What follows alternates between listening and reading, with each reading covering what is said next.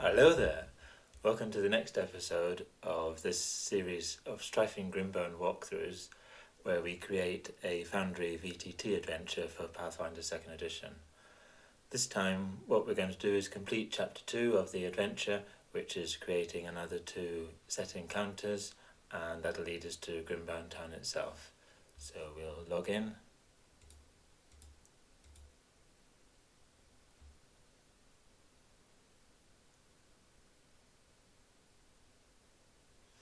And for now we'll just set the scene to the Ashwood Forest encounter, which we had done last time. So we need to create 2 more encounters.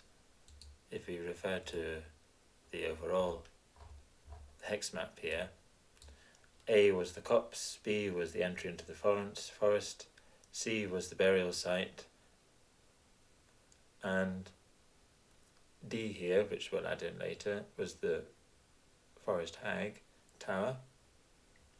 We're going to add an encounter here, which is an ogre's lair in its grotto, and another encounter here, which is the Blackforest tribe of goblins, of kobolds, and then finally we'll get to Grimbone.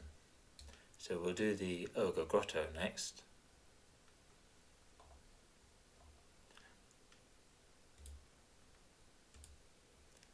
So A, B, C, D, and then E.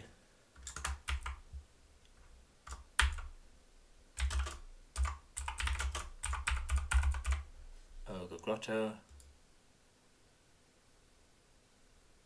Oh, we seem to have got it in the wrong folder there. Not to worry. Drag it out of there and into there.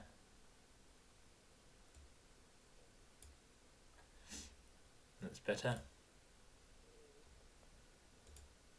And as usual, we have to add a page with the same title.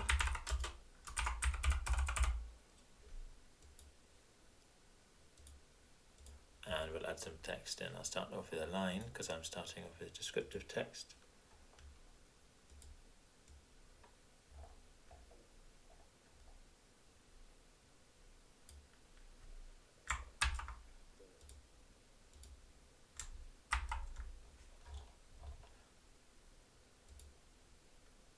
And we'll do our formatting.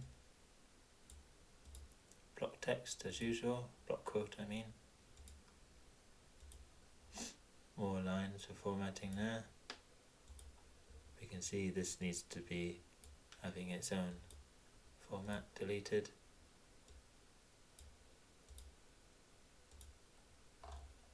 Okay, so visible to the north from the path is a more sparsely, let's move it over here.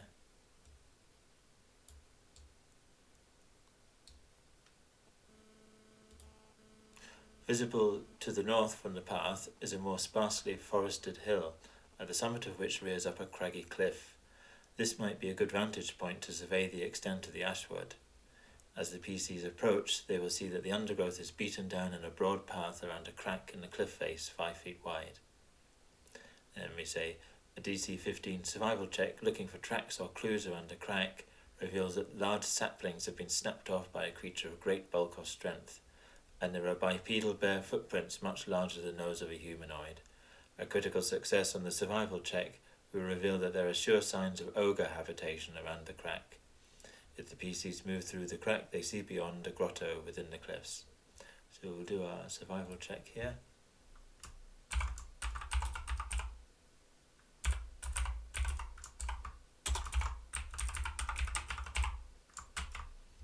DC 15. And we make it get a secret check.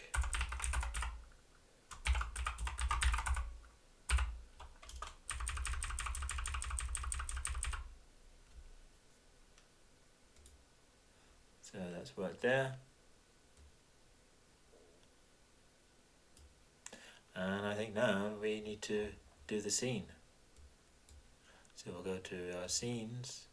Again, we'll go within chapter 2 Ashwood, and we'll create another scene. Ogre grotto.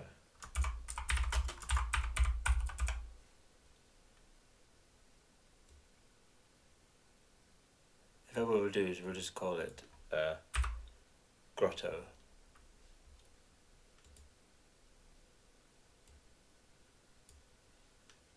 So we have here a scene name grotto.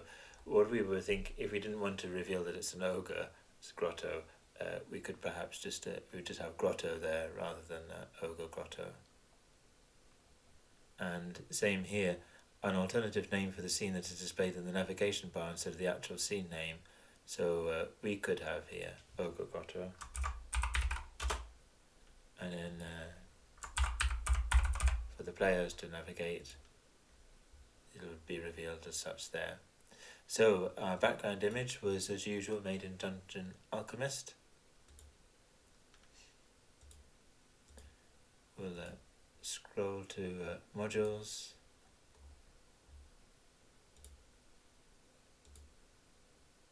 scenes, give ourselves a little preview. So we're looking for Ogre Grotto, and the background is the one without any trees. Usually we set the foreground to 10 feet up, don't we? And on the grid it's either 100 or 100 feet, but I think I set this one for 300 for more resolution, because it's a fairly small map. For Foundry I usually use either 300 or 150, the latter for larger maps. No padding. Slightly thicker grid and a grey one as usual. And we'll save those changes.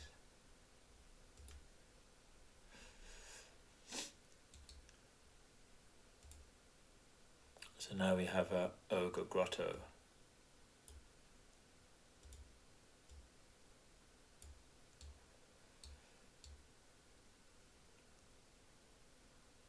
The grid lines aren't really very visible, are they?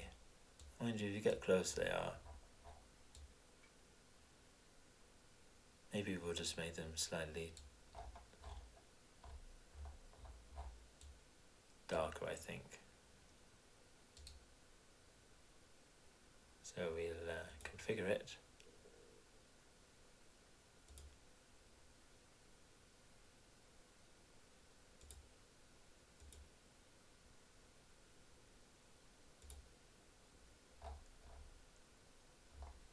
Didn't seem to make much difference, did it? Let's try something more extreme.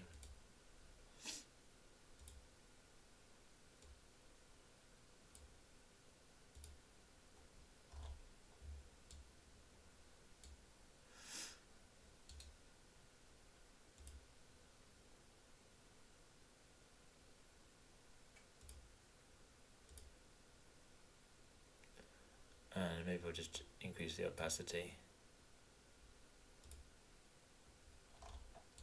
It's a bit more visible now, isn't it? So that's our background. In these maps, it might be helpful for the players and for the GM more, if it's immediately apparent where the PCs are to start. So what I often do is add a tile here, and it's on the background layer. Select it there, and we'll go up to systems, PF2E systems, oops, and icons, default icons, and this gives us a list of icons. Now this is the party icon, so wouldn't it be nice if we simply used that?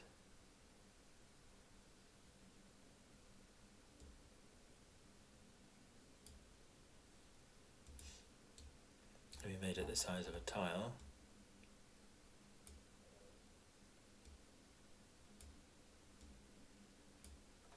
And make it invisible to the players. But to the GM, what they can do now is, when they got the party, they can drag the party icon over that one there, and then they know where to start.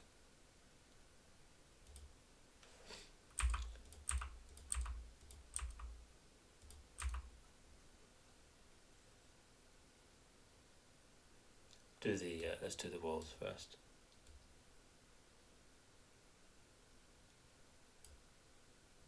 So that went on okay.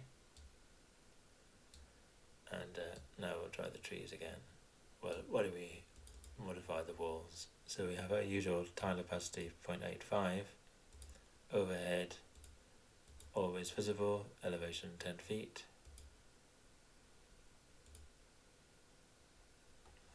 So that's our walls. Now let's see if we drag this again.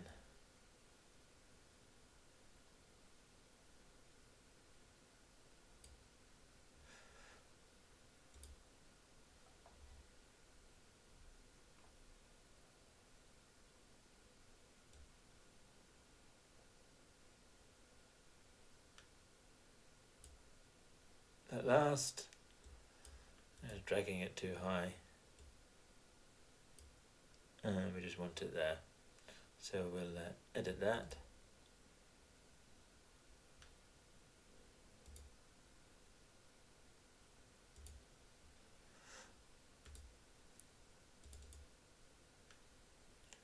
Tile opacity 0.85, overhead. For trees, we'll have this radial system where if you're actually in the trees, the opacity is not as great, about 0.5 there. And let's see how that works with a token. We'll use Ezran.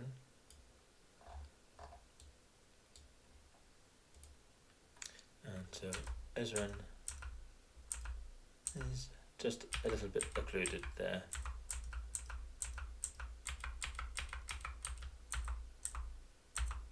If it's in the wall,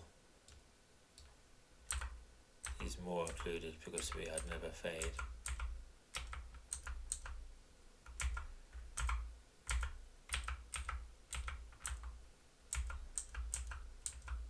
Underneath the trees there. Okay, now it's time to set our walls.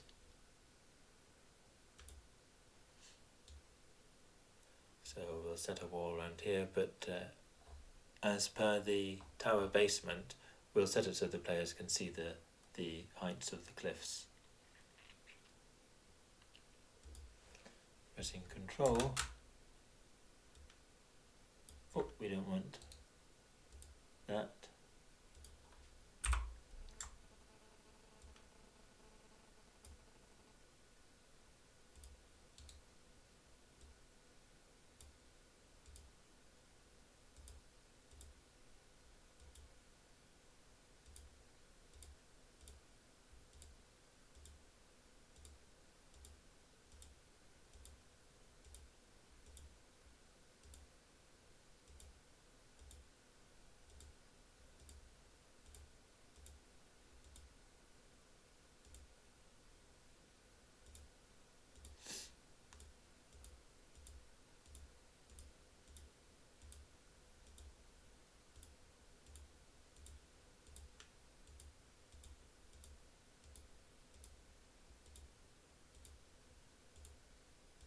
The compromise we have here is that this will allow the players to see the walls.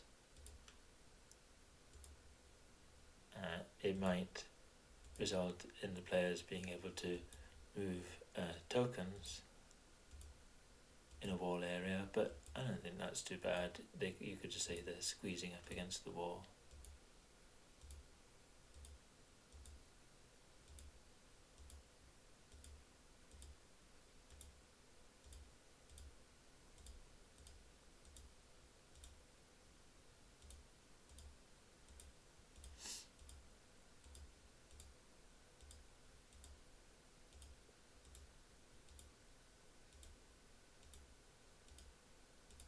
Many cave walls aren't directly vertical, are they? They might slope outwards slightly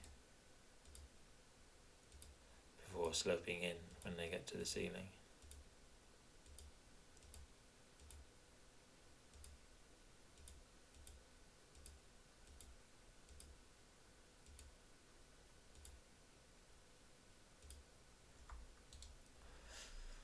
done.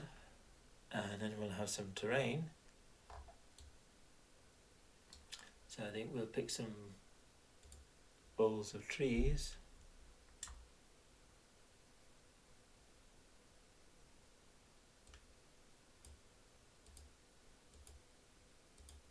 One there, or one there for that tree.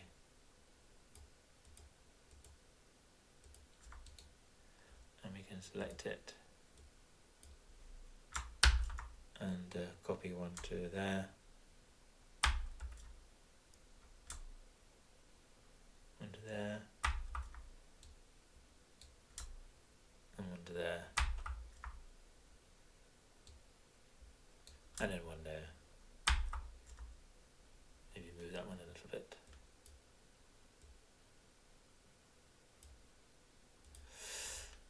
So, what do we need to do here? I think we'll have this barrel invisible behind it.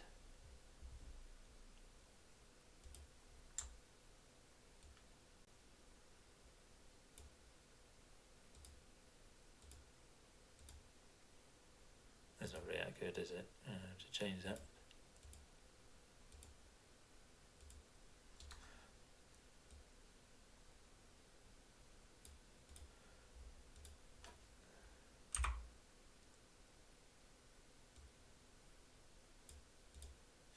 That's better. So this is what we have so far. We have a waterfall here though, and it'd be nice if it was animated. It's a bit of a tricky shape just to do that trick where you use the hex light effect to create the rippling of the water and a light animation. So I've done a proper animation for that by creating a very tiny section of cutting out a tiny section of the Dungeon Alchemist map and exporting that as a WebM file rather than a WebP file, or JPG in fact. So let's find our tile here. It's going to be the background.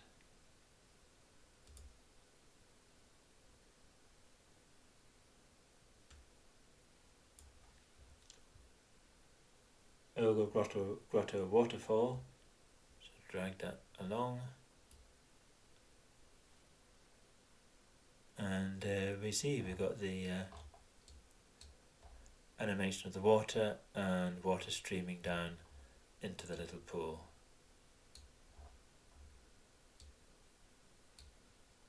So we'll just lock that in place.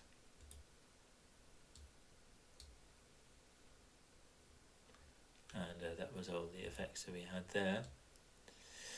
So we have a little screen here of some ivy or vines, and let's create an obscuration there.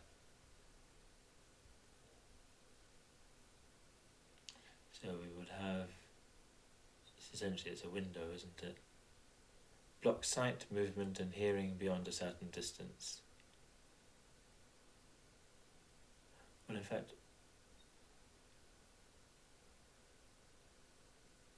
an ethereal wall blocks sight and hearing is better.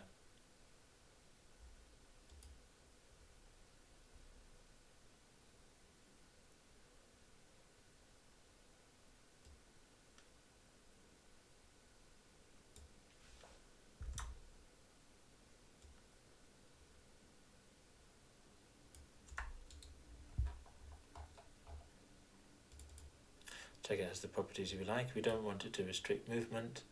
It will restrict light, sight and sound, but not sound.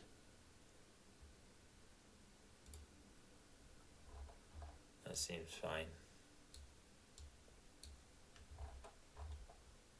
I don't think we necessarily need any obstructions there.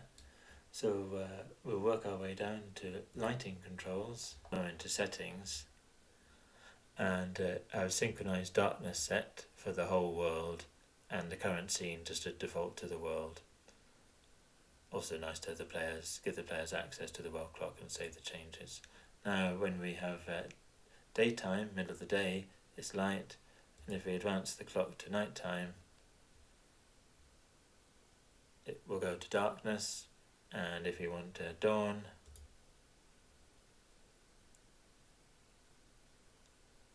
we have some intermediate level, so we'll set it to daytime.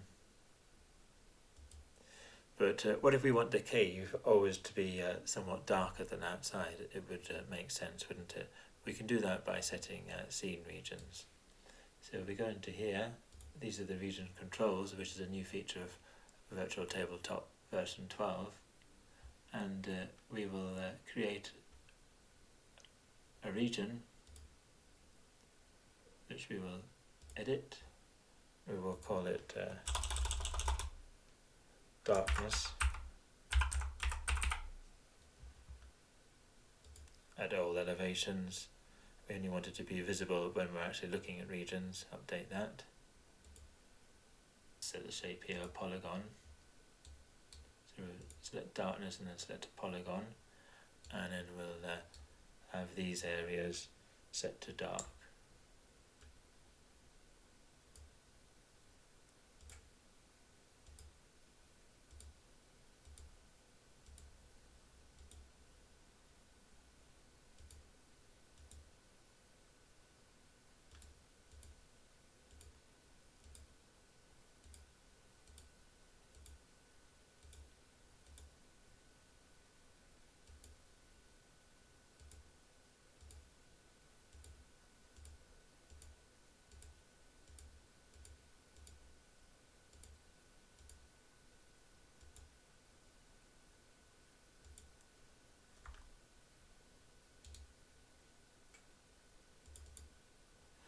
That's done. Little double click to finish off, and we have the region shape there. We'll set the properties of it. So we want to set the behavior and add a behavior, and it's adjust darkest level. That's the first one in options, and we want it enabled after all that effort. Rather than override, I think we will just darken it by a certain amount, so that when it's dark it's darker, and when it's light it's again similarly just a bit darker.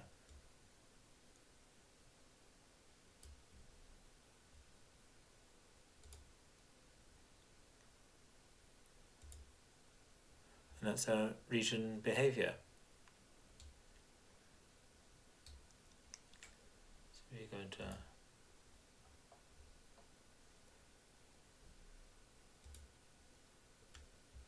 choose Ezrin, and we will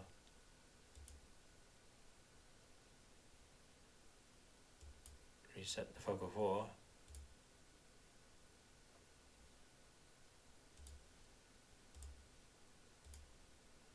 And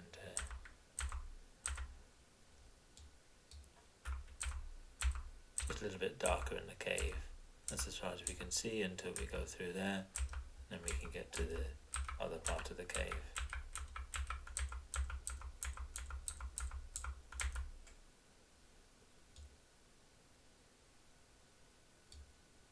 Let's do a little bit more description to match the two.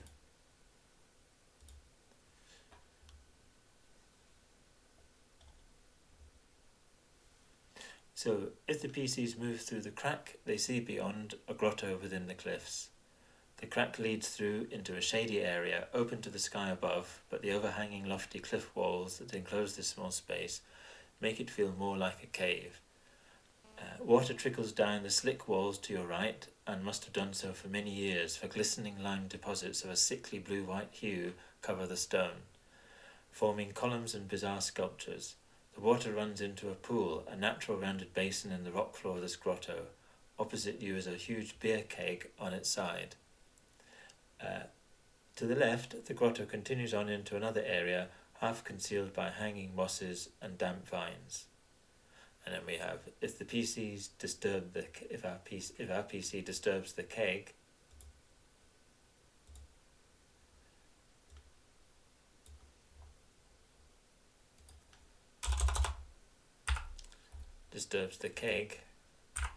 which is in line of sight of the ogre in the next grotto, the latter roars into action, bursting in through the screen of vines. Otherwise, roll for initiative as normal for the ogre and the PCs when the PCs move through the screen.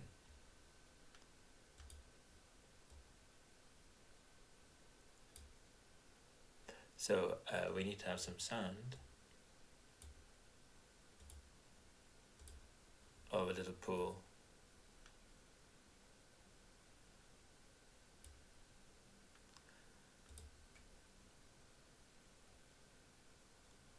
And we'll go up and then down into our sounds. What do we have? A little pool.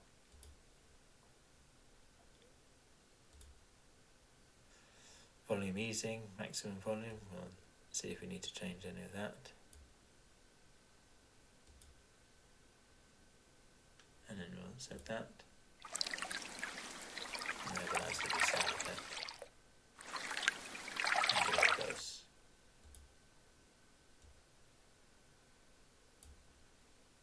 Also, it'd be nice to have a 3D image, and so we will add that in.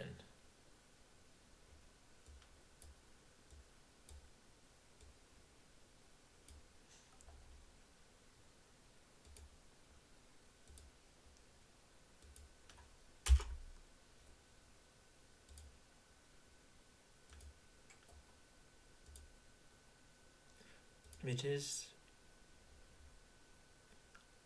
Ogre grotto screenshot. Right there. So now you can show that to the players. Remind them about the cake. So, what's next?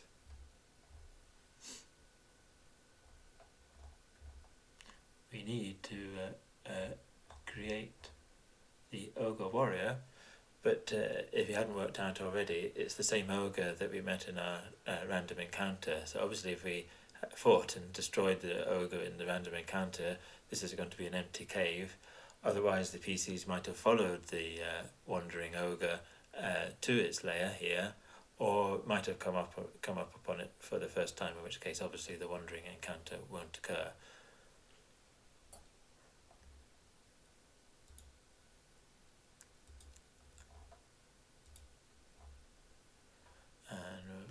Find here our ogre glutton, a weak ogre glutton. Didn't work. Try again with another line.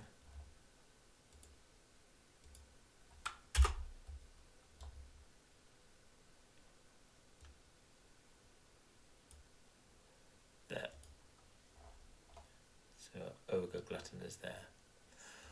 When designing adventures, there is a design choice to be made. You can either have the tokens here and drag them yourself, or you can have them already on the map and just make them visible. And so for this time, for sake of argument, we could put him already on the map. That's where he is, just to remind the GM where he is, and then set it invisible. So we can see it faded out a little bit. The players would not be able to see the ogre at all. Then if the player gets there and peeks through, you could make it so that they can't see the ogre. You could make it so that they could see the ogre.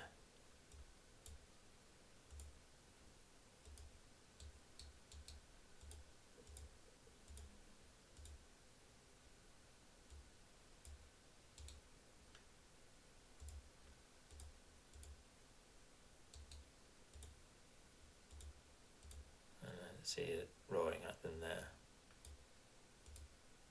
Now they've heard the ogre and they can't see it because of this screen in the way. Or what you could do to make it a visual thing, we said partially obscured. What we could do is this. Have it coming to there.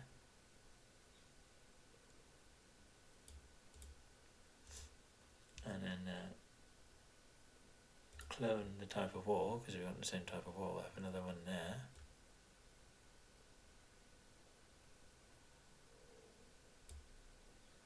And then clone it again, have another one there.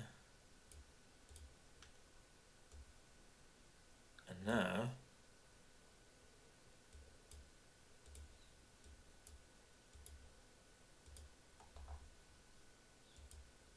let's renew the fog of war.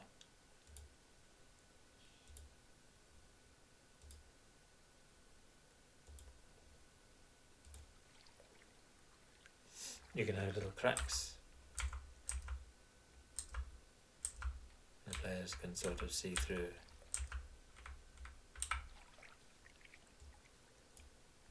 And the ogre could suddenly become visible if they see through. Or we could even make the ogre start off visible like that.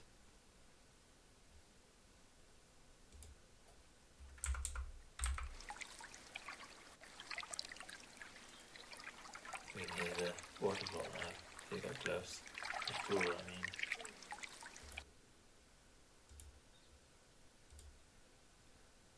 So here's Ezra minding his own business. Oh, there's some cracks there. And he sees the ogre within the cracks.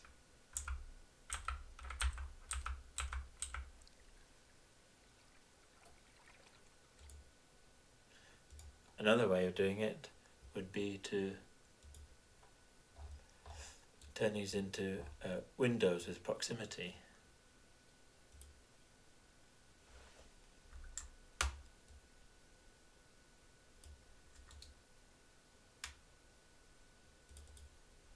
And really say you need to get up close to the fronds or the hanging vines to be able to see through them. So we say that if you're within, say they don't let in any light. Now we say let the light 5 feet and sight 5 feet.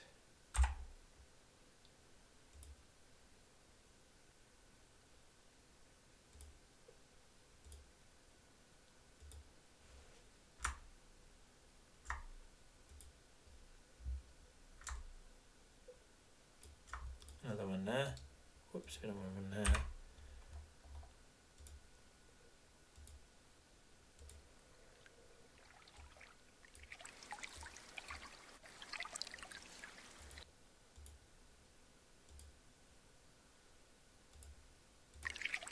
So, he can't see anything there, but he can hear the ogre.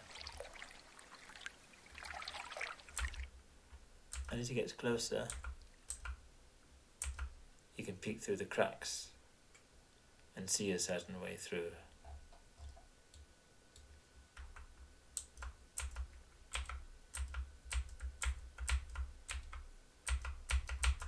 No, he doesn't seem to be able to pass through.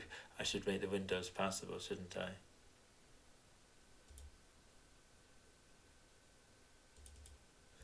Movement, none.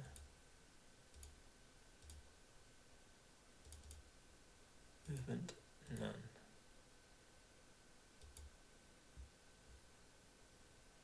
Try again. Reset the fog of war.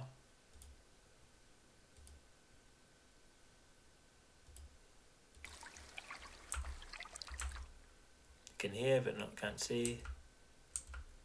Now he's closer and he can go through and then see the ogre like that.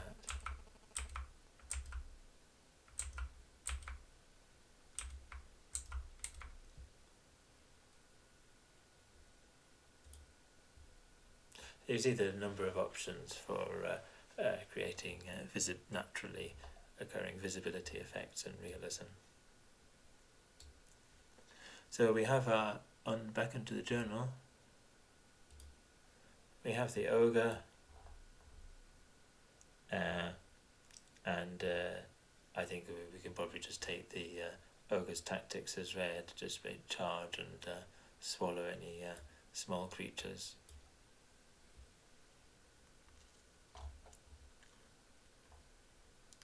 But let's give a bit more detail.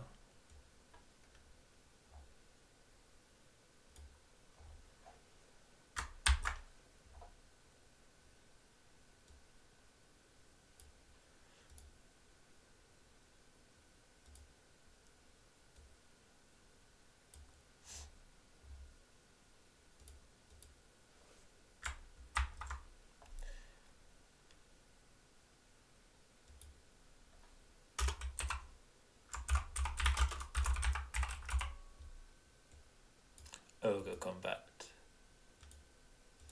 The ogre is enraged at the intrusion, especially if the PCs have interfered with his most prized possession, namely the large keg of ale, and fights to the death. He is drunk and clumsy 1 as a result, -1 to AC and reflex saves. So we can add that effect in.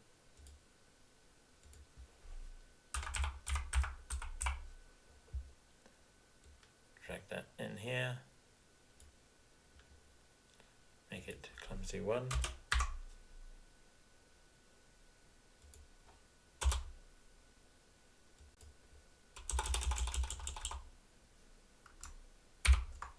Don't think we need to specify that.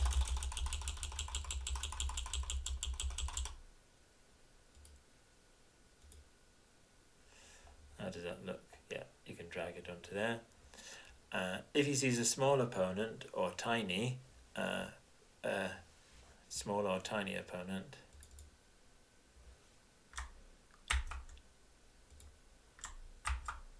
PC, companion or familiar, he shouts, "Hey, you in my belly, right now," attempting to demoralise. The second grotto, his lair, is similar to the first but strewn with animal humanoid bones. Let's have it after the combat, or exploring the area.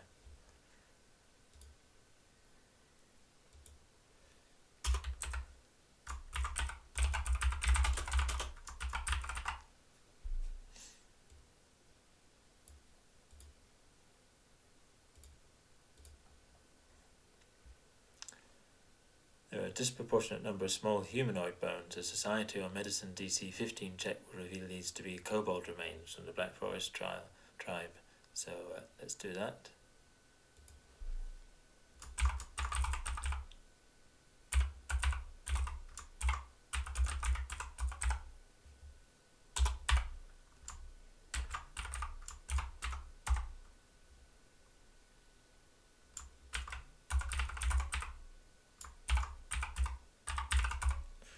As usual, there's a chance to critically fail. Better make it a secret check.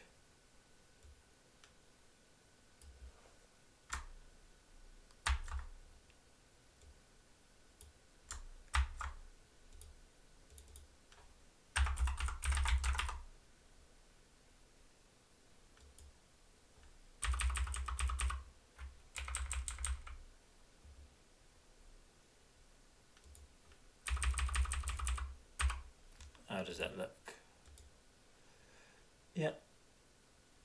The pool that collects rainwater is what the ogre used to drink from before he had the ale in the keg that he recently raided from a caravan shortly before Grimbone's major troubles. Forgotten in the bottom of the pool is a +1 armour potency rune. Otherwise, scattered around the horrid remains of the ogre's past feasts are 86 silver pieces and 109 copper pieces. So shall we create a loot? So the bottom of the pool is a separate area, isn't it? So I think we'll have a separate thing for that.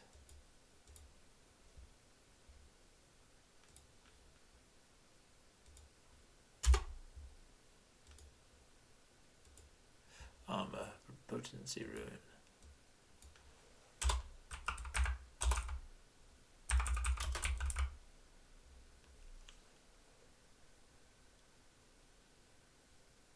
Got a +1 there.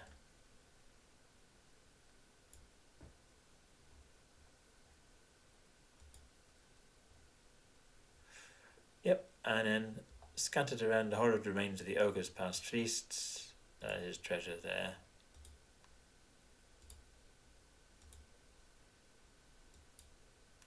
So we'll create a loot item for that. Got loot there.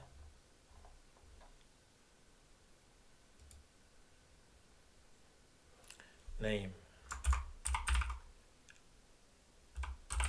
Ogre's loot.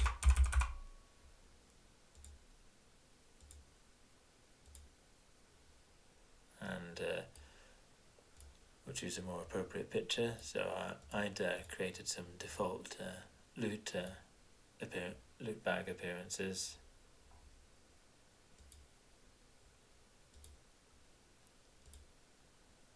believe I set them as tokens.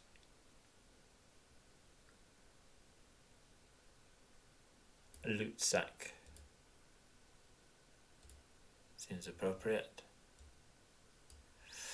And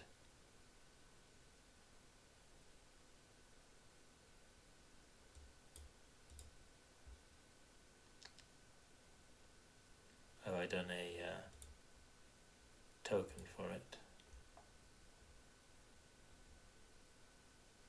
No, I hadn't. Better do one, hadn't I?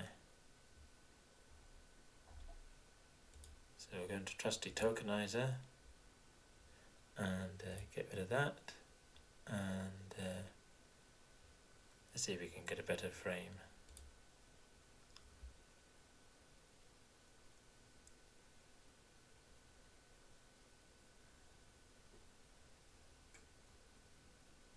Or why don't we use this default one? Distinguish it from creatures.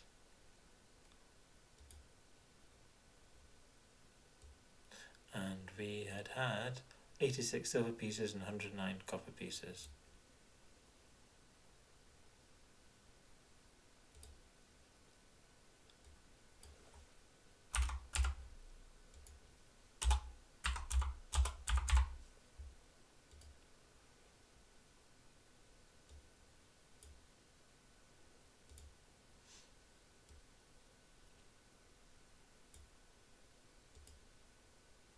So that's our loot bag. Let's see how that looks. That's too big, isn't it? So we'll go to prototype token, appearance, and we'll give it 1.5. So one of the things, the dimensions, sets the size of the token and the frame, and the scale sets the size of the image within the frame.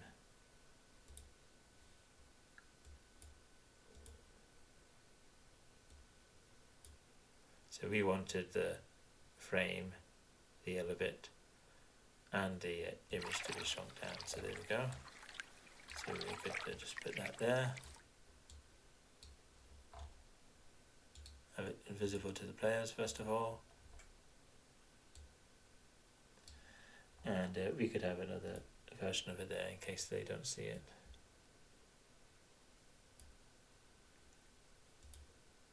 But what we can do with the loot as usual is when the player comes along and has defeated the ogre, make it visible, overlook the loot, and then the player can click and drag the money into their own loot.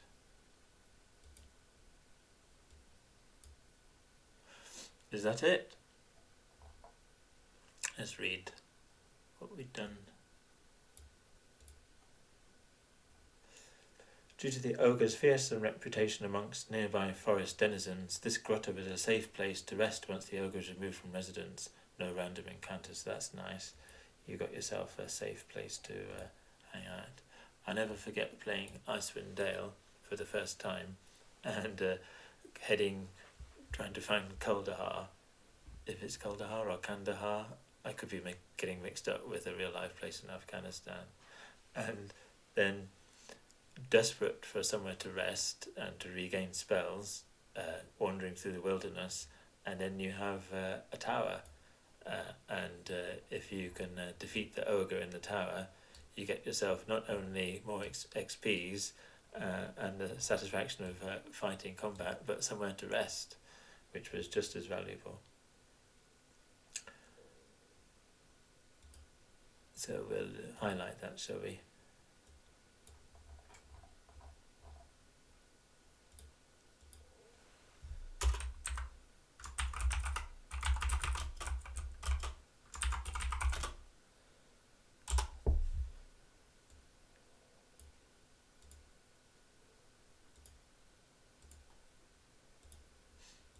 Okay, that completes our ogre grotto.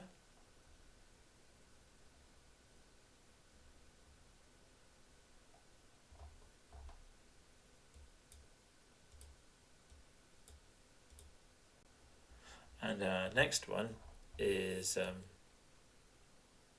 oh, we could label it, couldn't we? So we'll find some where we've done a label before, or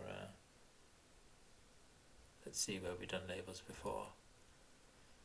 Did we label anything before? I'm sure we labelled Ashwood Forest.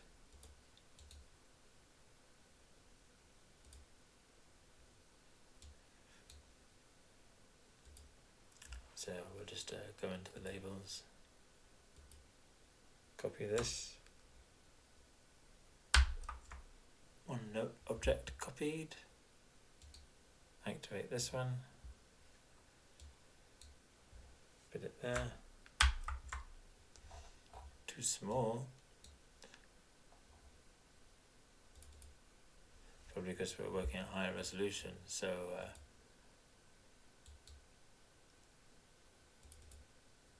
oops, double right click I think. Yep, so it's not a burial site, it's Ogre Grotto, and we need to change it to it's custom, you need to change it to a C.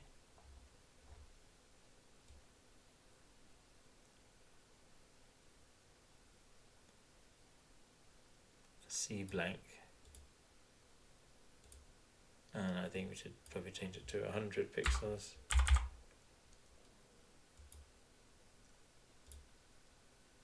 Yeah. Whoops, why? But why? See, in E.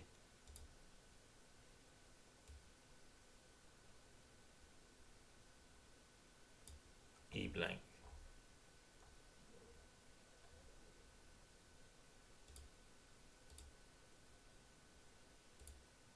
There we go, E Ogre Grotto, so that the GM can quickly double left click that to bring up the journal page.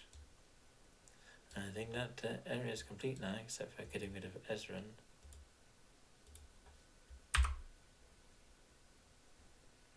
Right, next I think we need to talk about Blackforest Caves.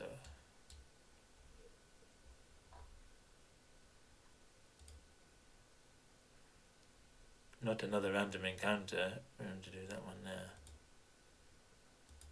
Blackforest Caves, F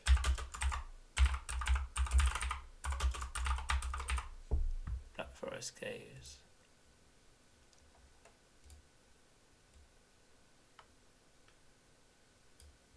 Bit of an introduction now.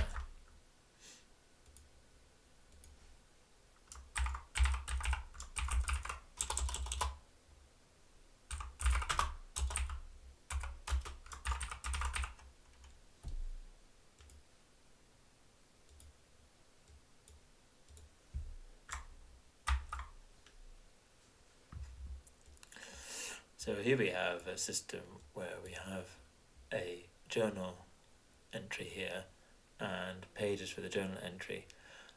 If we're creating an area with an encounter key, it's obviously desirable to have the encounter key numbered according to the page number here. So what I tend to do is have the first number would be the entrance of the cave, and that would be where I'd put sort of rather general description about the caves. So what I'm actually going to do is I'm not going to use Blackforest Caves there. I'm going to have a separate name and do cave entrance. And I'm actually going to call it F1.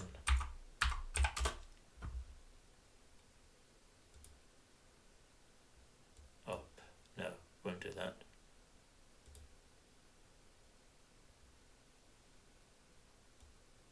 It'll just be 1. But in the key, I'll put F1.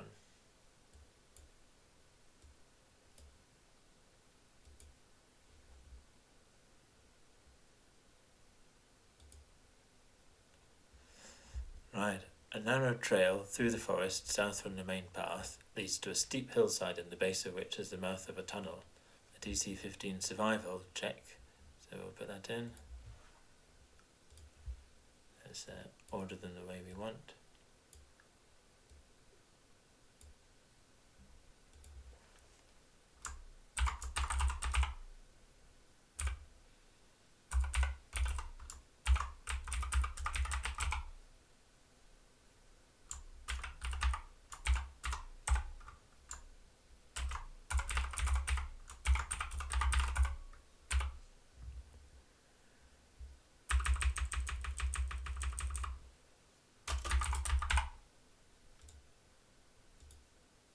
Okay, that's worked.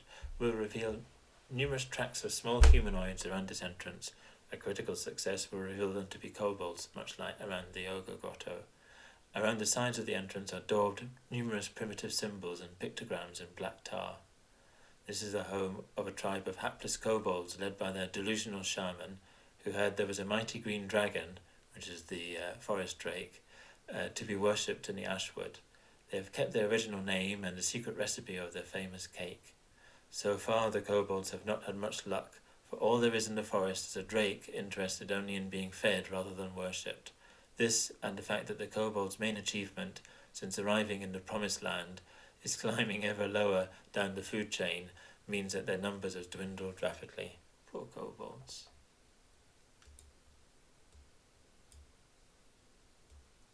And then we'll have a bit of a description of the entrance. In fact, what I'm going to do is have the cave entrance, and then I think I'm going to do the map, and then I'll do the rest of the encounter key after I've done the map. So, a new scene. Again, still that chapter 2 Ashwood.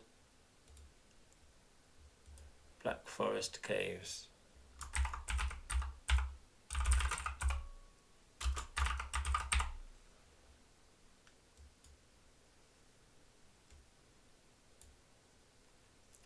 And we need a picture.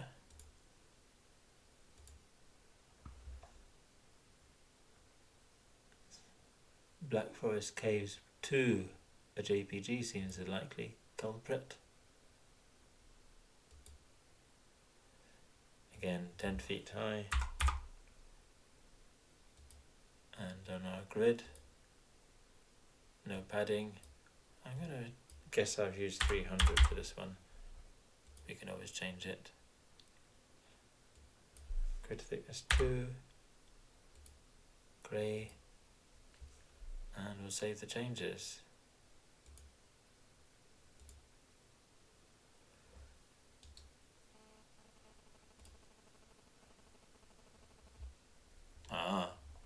No, I've chosen too high a resolution there. I need to choose 150.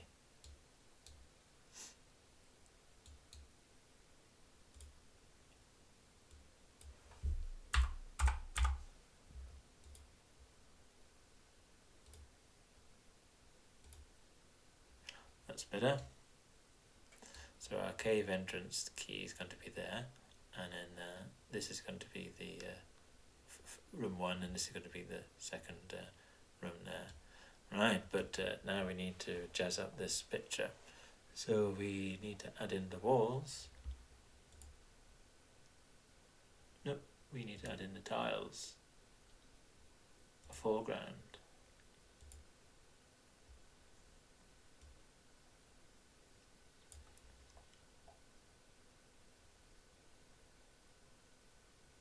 Those look like the walls.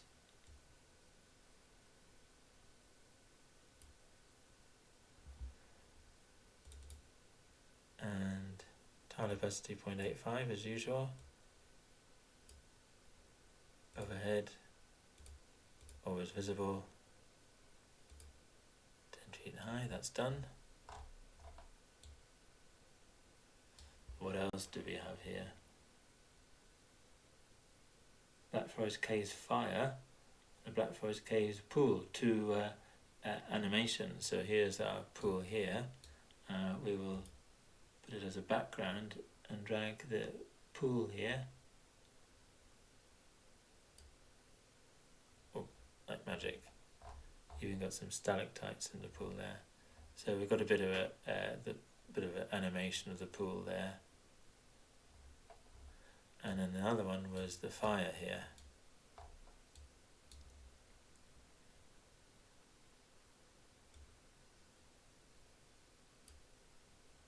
So in the wrong place, we'll just drag it back a bit.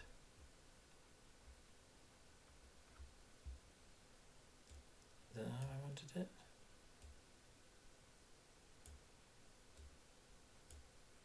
That's right. Nicely animated there. Saves us a huge file size through not animating the whole thing. We can lock it into place. Lock that one into place. That looks nice, doesn't it? And then I think that's all for the Blackforest Caves. We could have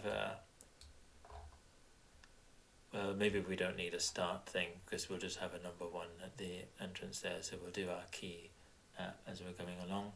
But now let's add in the walls.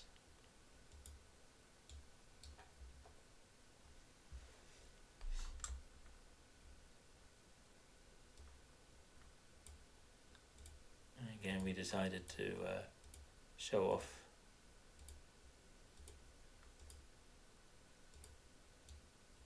the walls themselves.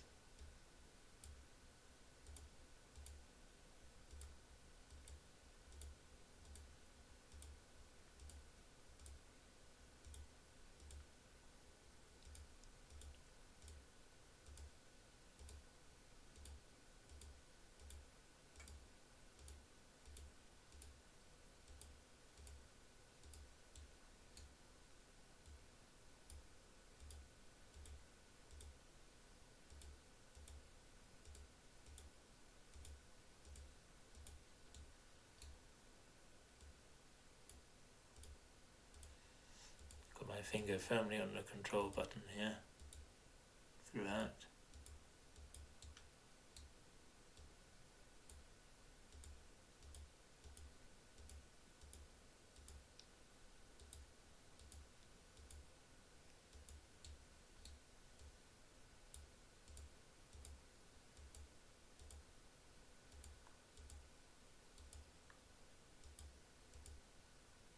Nearly finished.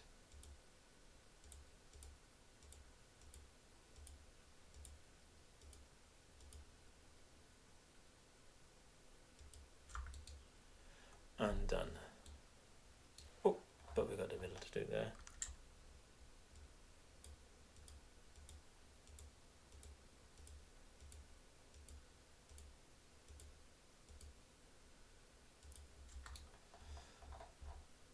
I think it's done now.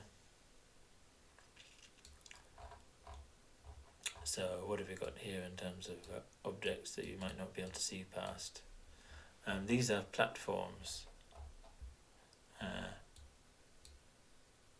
I think I'm going to have the walls thin enough that you can see through them. There's a big rock here for the shaman to stand upon and pontificate. So we'll put that as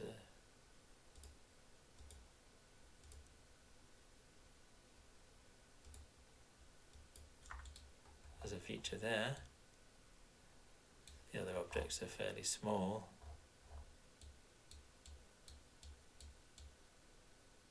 Put the eggs in the nest there. So I think we'll leave it like that. And now the lighting. So this is going to be a scene where there's not really any daylight at all. We could have relative daylight or moonlight coming in from the entrance there, which I've actually drawn in Dungeon Alchemist to light the walls up. But the room itself should be in darkness, not depending on day or night, so we should override the scene somehow, shouldn't we, to prevent that from happening. So when we went into clock and the settings, synchronize darkness current scene. This scene's darkness level will affect the time of day.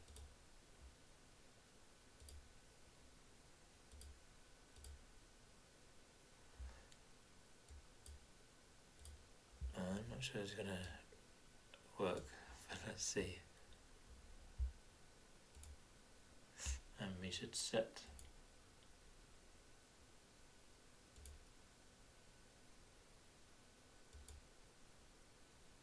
to darkness mode.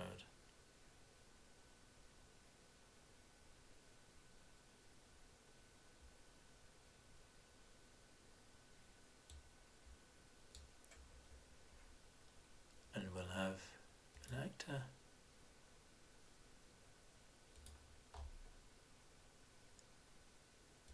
This one.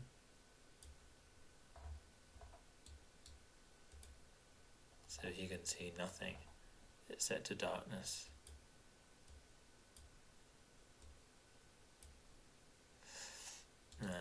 Let's hope Ezran has a spell.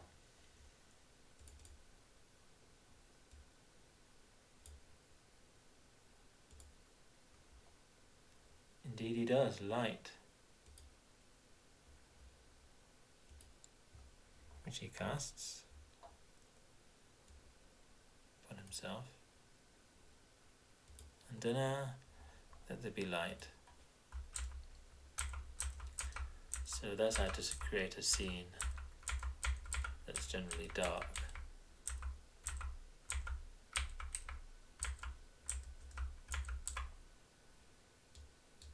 And then if his light spell fails,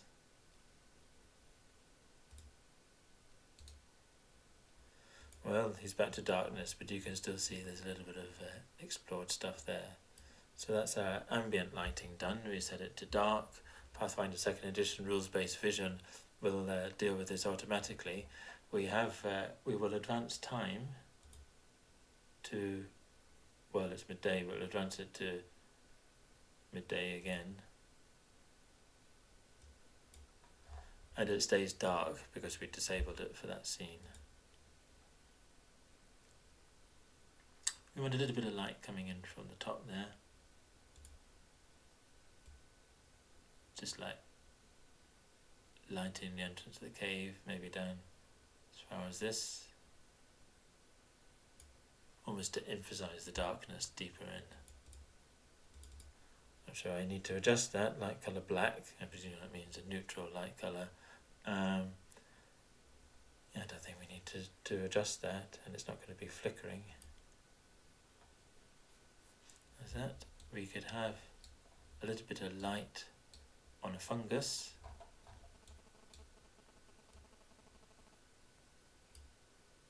Just a tiny bit.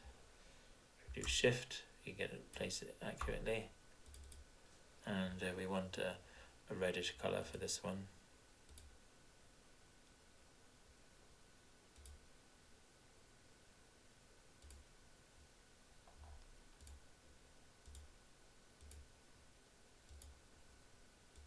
It's a bit harsh, isn't it? Let's just have it no bright, just dim.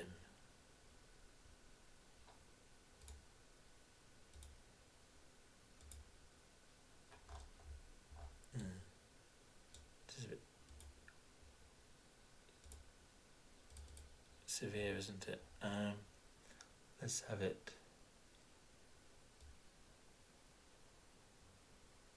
more intense, but even narrower.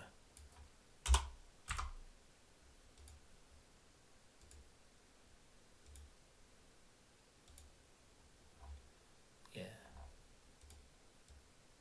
So you can basically just lights itself and really doesn't illuminate not enough to illuminate the surrounding area at all. And it's getting a bit dim, isn't it, for us to see? Let's set it onto GM vision mode. Thank you very much. Here's a light here.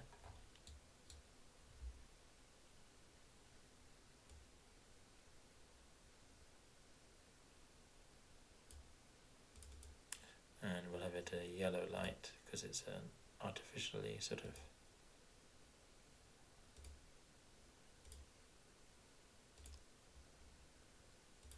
and we'll have that one flickering, I think.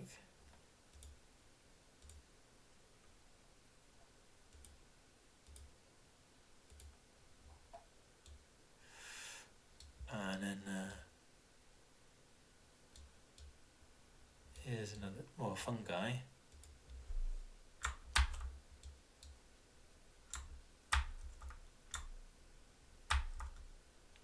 Sometimes when you paste them you need to press shift to get the right place. Some more there.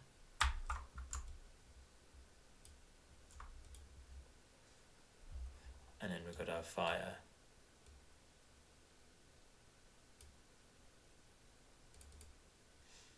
Change it into a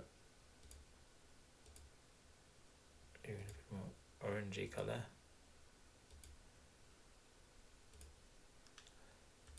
And I think flickering is best, but we might change the frequency. If we have torch, it actually creates us a ball of light.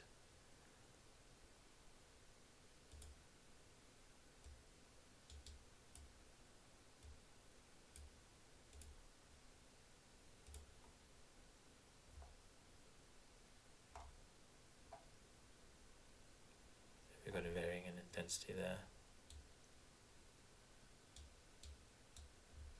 And that's our level. Go back to our vision anyway. Maybe we'll have a tiny little light here, see what effect that does. Like a cold pool light.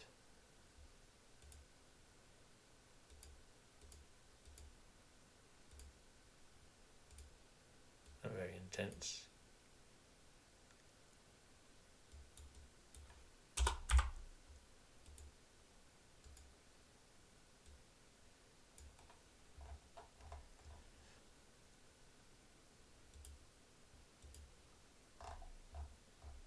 It's a bit extreme, isn't it?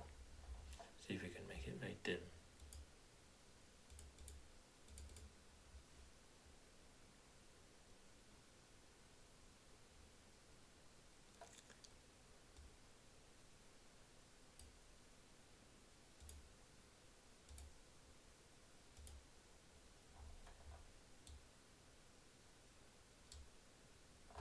Yeah, just to show off the area a little bit more. I think that's sufficient. And now our sounds.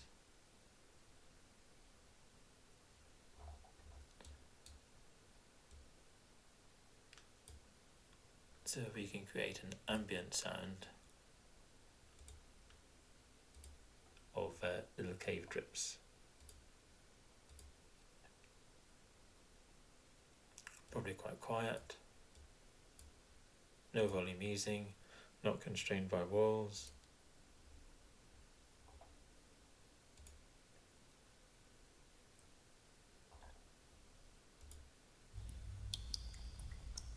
You can hear some high pitched dripping just to create a bit of ambience.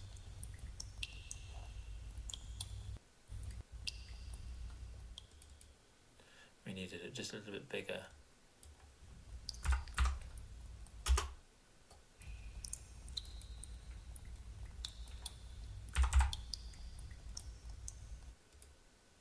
That's it, covering this the whole.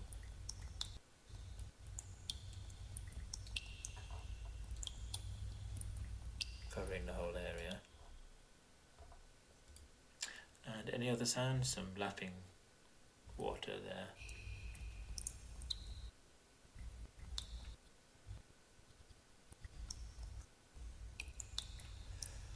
This might be louder.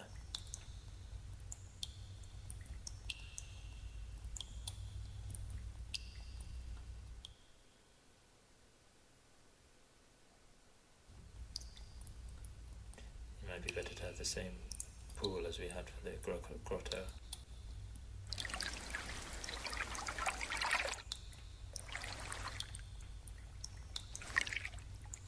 Yep.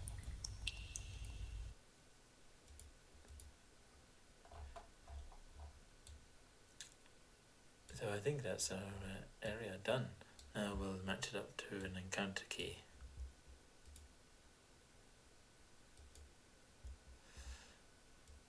Ogre Grotto, Blackforest Caves. So I think we'll do another bit of cutting and pasting over an encounter key here. So we have a Blackforest Caves, F, and cave entrance. So we should have an F1 for our entrance up there. Maybe easier to cut and paste.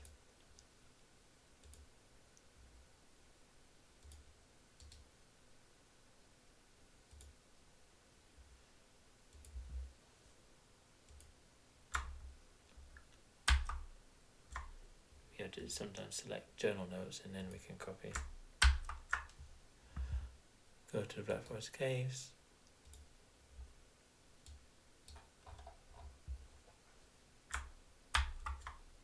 Now it's much bigger because it was a low resolution. So we double right click, F, Blackforest Caves, and our page is cave entrance. Change our text to F1.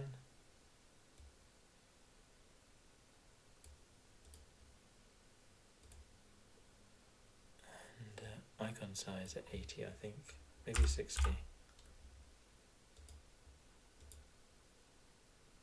F1 cave entrance, so now we click on that and we get to our correct key there. So our next one is going to be the cave and pool, or should we just call it pool? Cave pool, we'll call it. So again, this is not a journal entry, it's a journal entry page.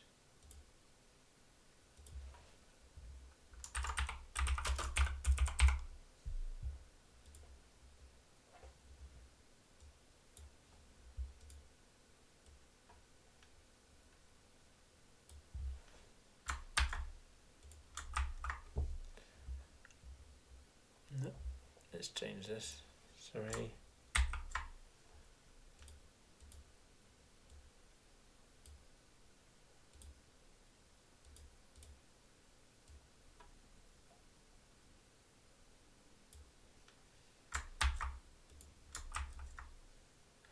And we have our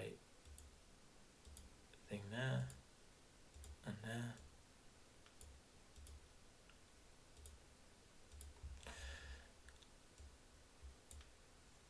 The tunnel opening slopes down into a wider cave. The cave is bare save for small rocks strewn across the floor and some dark scorch marks. At the far end is an underground pool whose rippling surface glints in the dim light filtering through the entrance. To the left of the pool is a dark tunnel leading deeper into the hillside. There is dim light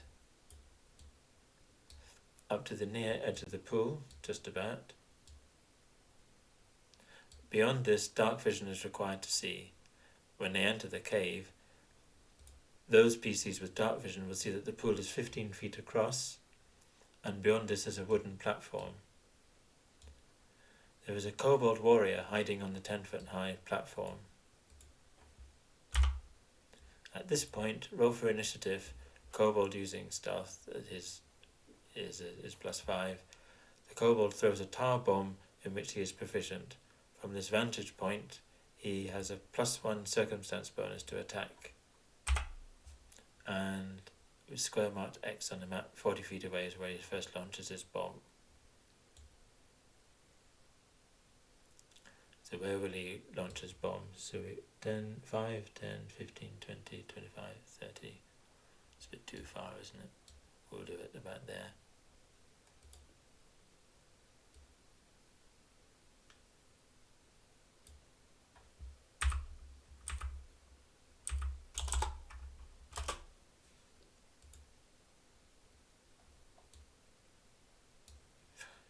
Fifteen, 20, 25, 30 feet away. So we could draw an X on there. And we could either do it as a journal, hidden journal thing, or as a drawing. Let's do it as a, or is it indeed as a tile? Let's do it as a drawing. So we'll just have some text.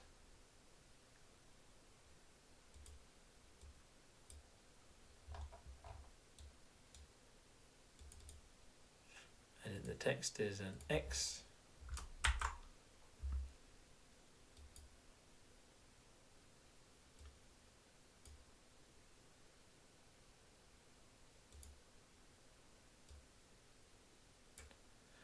Just put it in the middle there, visible to the players. So again, that's so when the player gets to there, the PC gets to there, the kobold will throw his first bomb. That will be where we will start up initiative if the PCs haven't already seen the kobold and done something already.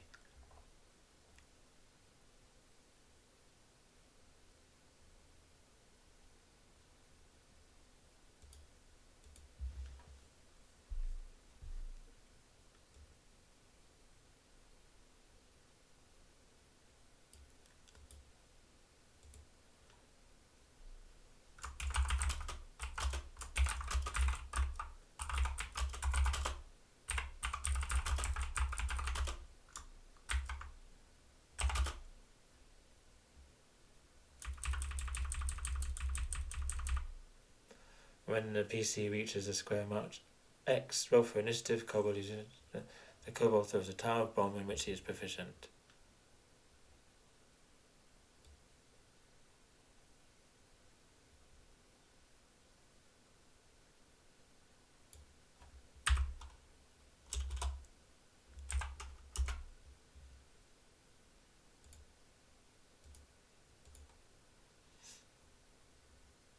So we need a kobold who can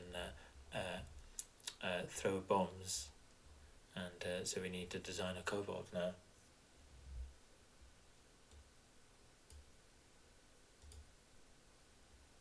So we can get one from the compendium.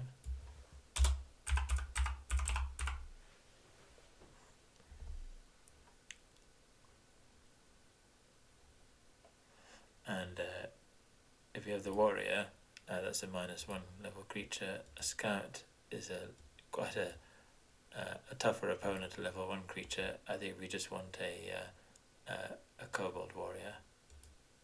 Import that. But we're going to make him a kobold thrower.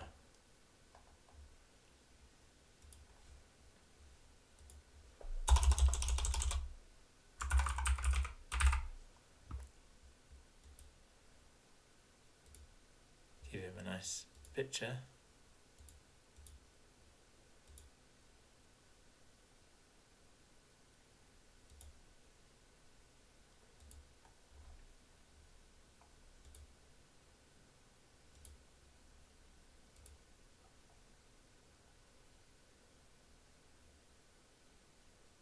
I have a kobold bomb thrower picture there. And he needs a token. And because they're dark blue, we'll give them a dark blue token, I think. Dark blue frame. Oh, and it'd be nice.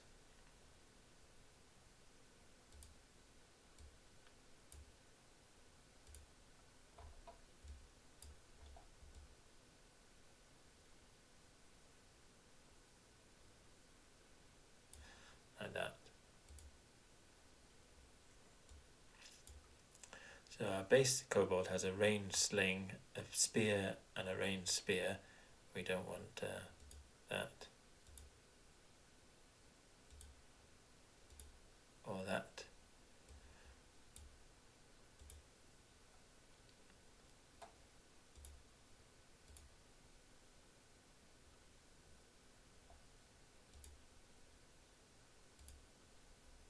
But we want to give him some lesser alchemist fire.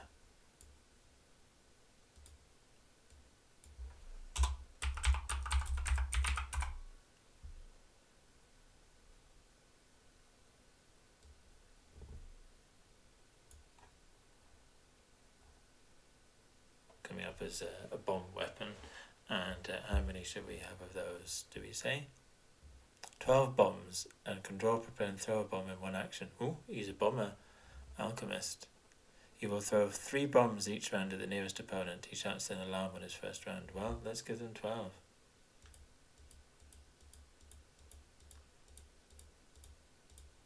That's a lot of bombs.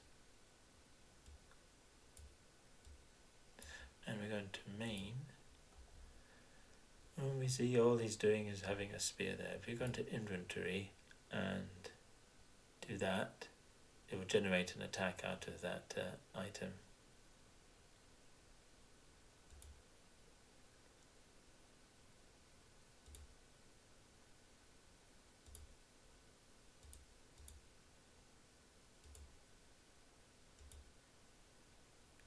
And let's see what's happened. So we've got Alchemist Fire, Strike +6, which is pretty good because he's got his dexterity bonus. 1d8 +1, +1 splash damage. So that looks pretty good. He's got his default action Scamper. They can take an action to stride an extra 5 feet distance, and they have a bonus to attacks of opportunity made against them. And they got sneak attack +1d4. So that's our default kobold thrower. That's fine.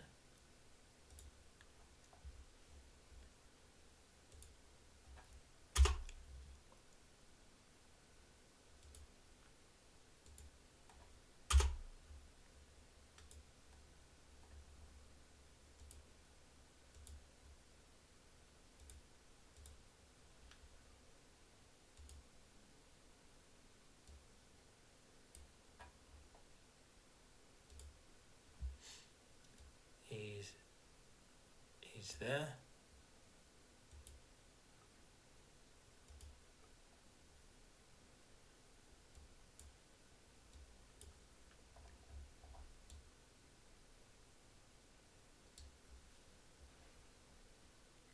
And what did we say about the kobold thrower?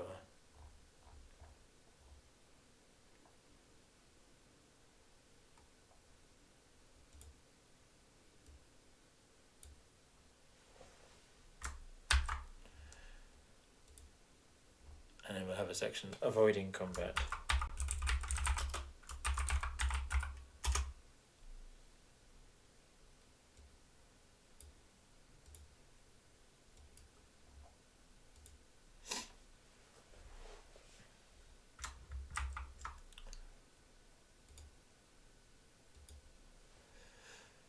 If the party shouts that they want to parley, whether they have seen the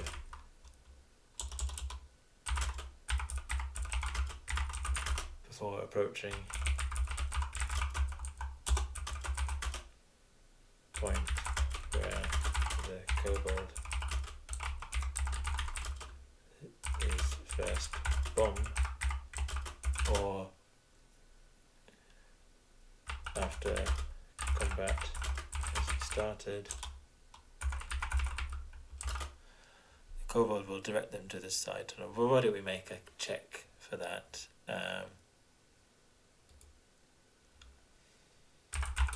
Make a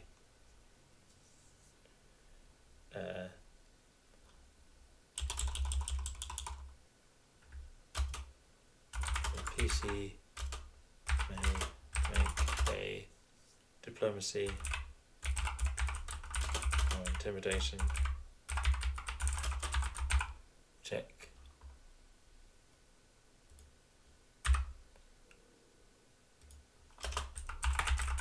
And against the kobolds.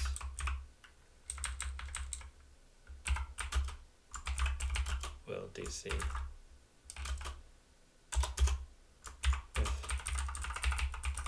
Successful, the kobold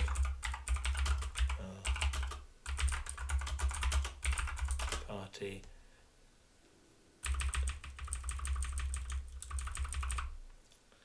to the side tunnel to speak with the shaman. So let's see about automating this check. So I suppose the proper term for an intimidation check in this circumstance is a coerce, which is normally done out of combat. Similar for diplomacy, it would be make a request or a check to bring the enemy one level of friendliness greater, but I don't see why you can't really use them mechanically in combat either. You might argue that there might be a -4 penalty for doing something in combat, but I think in this circumstance we should reward players who want to avoid combat against sentient opponents. So I will just do the checks here.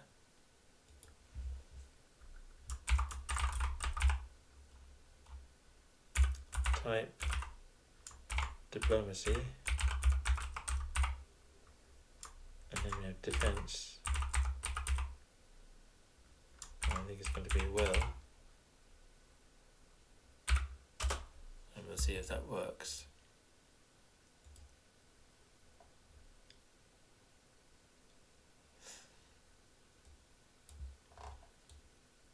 So we'll have who's got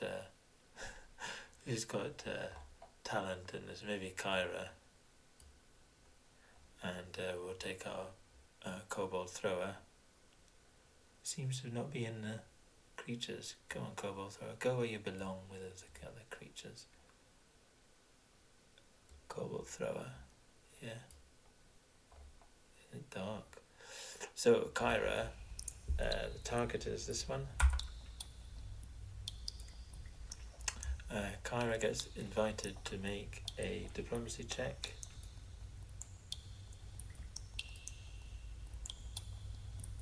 And the target being the kobold will roll it.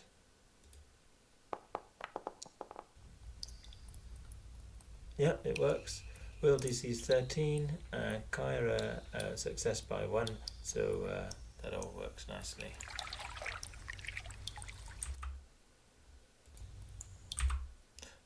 And we'll repeat it for the coerce.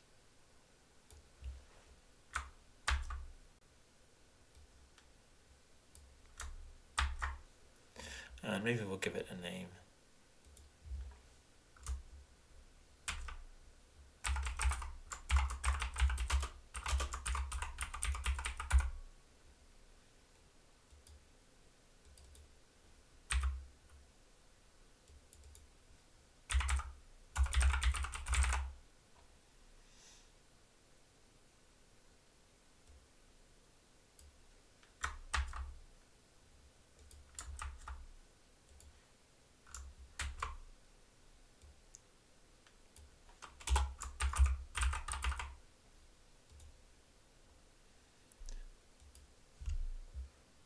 Yep. So that would be our first fight in the Kobold Caves, perhaps an aborted fight. I think we should stop there, as I've droned on far too long. But what we've done today is we completed the Ogre Grotto encounter and started the Blackforest Caves one.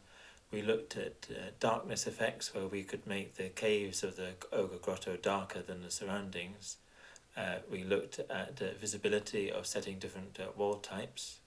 In the Blackforest Caves, we set the whole area to be dark and showed how rules-based vision works, and how when characters can manage light sources, and we've shown how we use our map notes to link them to the journal, and have a nice numbering system of the letter being the designating the encounter, and then when an encounter has a number of different rooms in it, we then use a number suffixed to the letter to designate that. And in the journal club we have entries according to the encounters, and then the different page is numbered according to the numbering system that we have for the rooms within the encounter. So thanks very much for that, and I'll speak to you next time. Bye.